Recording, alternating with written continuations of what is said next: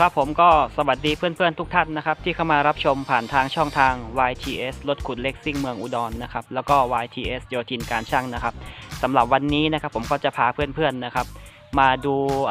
รถขุด U55 ขึ้นลงเทรลเลอร์นะครับโดยที่ไม่ต้องกดขึ้นกดลงนะครับผมก็คือว่าถ้าเรากดขึ้นกดลงนี่มันก็จะค่อนข้างเปลืองรถนิดนึงนะครับรถก็จะสึกหรอเร็วขึ้นนะครับผมก็เลยได้ทำกองดินไว้ที่บ้านนะครับก็คือให้มันพอดีกับท้ายของรถเทรลเลอร์นะครับเพื่อที่จะให้รถขุดขึ้นลงได้สะดวกนิดนึงนะครับผมก็คือว่าปกติเนี่ยเวลาขึ้นลงที่บ้านเราก็จะขึ้นลงกองดินนะครับแต่ว่าถ้าเราไปลงหน้างานเราก็จะเลือกไม่ได้นะมันก็จะเลือกไม่ได้นะครับมันก็เลยต้องกดขึ้นกดลงผมก็เลยเลือกที่จะแบบว่าให้รถได้กดขึ้นกดลงเฉพาะตอนอยู่หน้างานอย่างเดียวนะครับแต่ว่าตอนขึ้นลงอยู่ที่บ้านก็จะให้ขึ้นลงกองดินครับผมเพื่อลดการสึกหรอของรถนะครับเพื่อที่อยากจะให้รถแบบ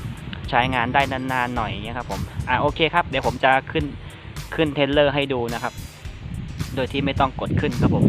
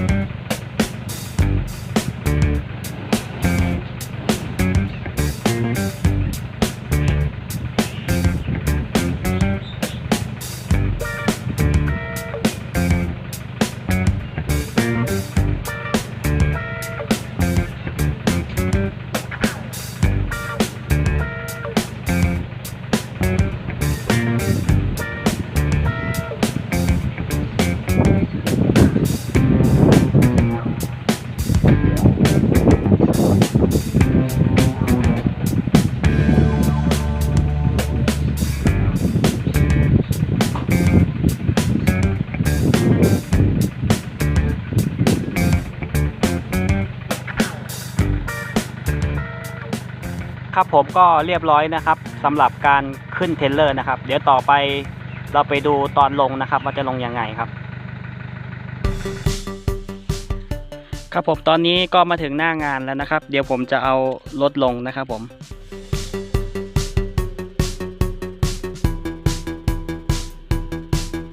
ค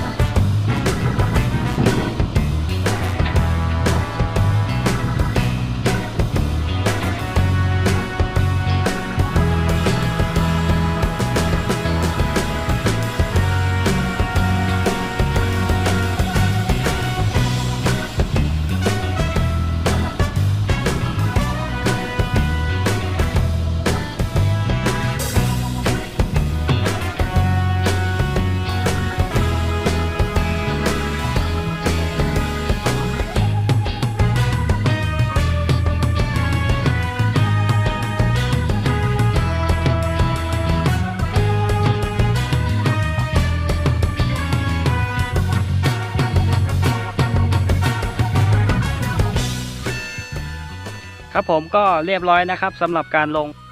ผมสำหรับคลิปนี้นะครับผมก็ต้องขออนุญาตจบคลิปไว้เพียงเท่านี้ก่อนนะครับสำหรับเพื่อนๆที่อยากติดต่องานนะครับก็สามารถติดต่อมาได้นะครับที่เบอร์ 0864560179 นะครับผมครับผมนายโยธินนะครับช่องรถขุดเล็กซิ่งเมืองอุดรแล้วก็ช่อง YTS โยธินการช่างนะครับสำหรับวันนี้ก็ต้องขออนุญาตจบคลิปไว้เพียงเท่านี้ก่อนขอบคุณที่ติดตามขอบคุณที่รับชมและกดติดตามนะครับผมสำหรับวันนี้สวัสดีครับ